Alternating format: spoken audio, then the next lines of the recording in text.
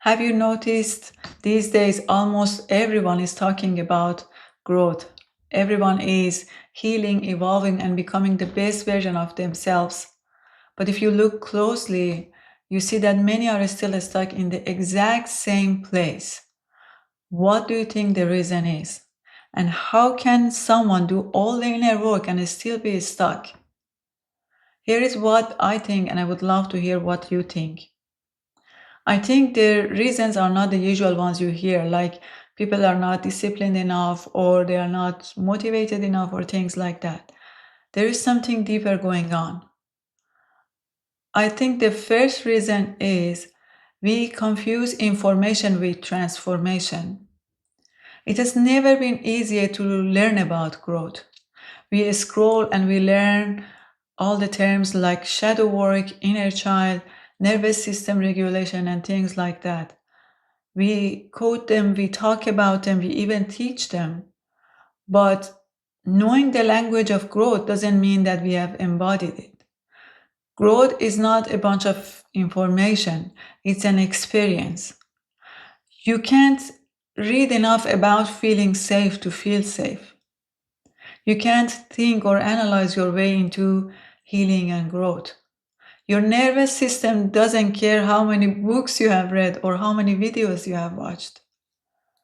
What really matters is that now how you react when you are triggered, how you treat yourself when you make a mistake, and if your body feels safe enough to relax or it's still on guard trying to protect itself.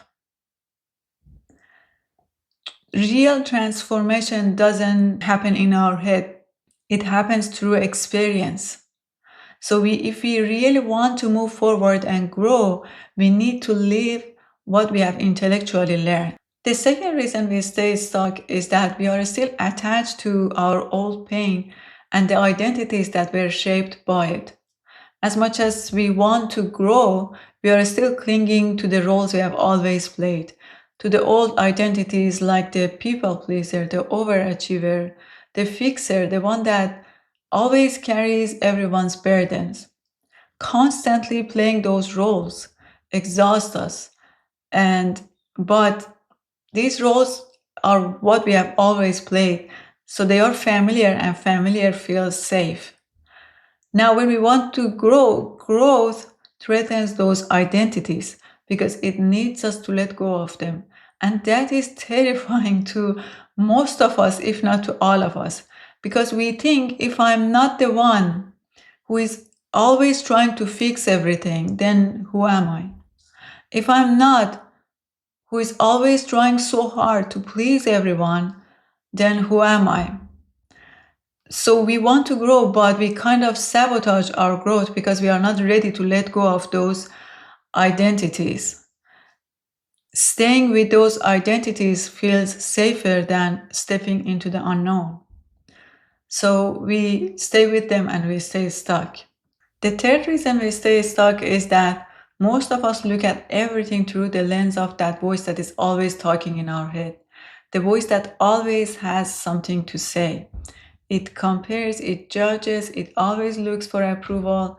It never stops telling us what is wrong with us, what is wrong with others, and what is wrong with the situation.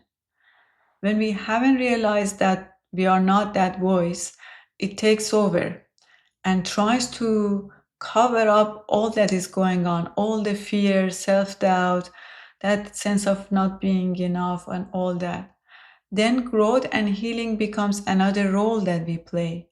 We try to be or to pretend to be that we are the person who is always working on themselves. We are the spiritual one. We are even the healer. And we hide whatever that voice is trying to cover up, all that fear and doubt and everything, with playing those roles. So we perform growth rather than really living it. So we go to retreats and workshops, we stand on our head, we repeat mantras and affirmations all day long.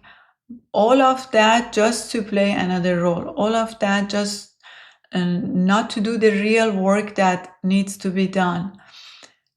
So that voice really doesn't want us to grow, but it knows how to make us pretend like we are doing the work, pretend like we are growing and healing. But real growth is not playing another role.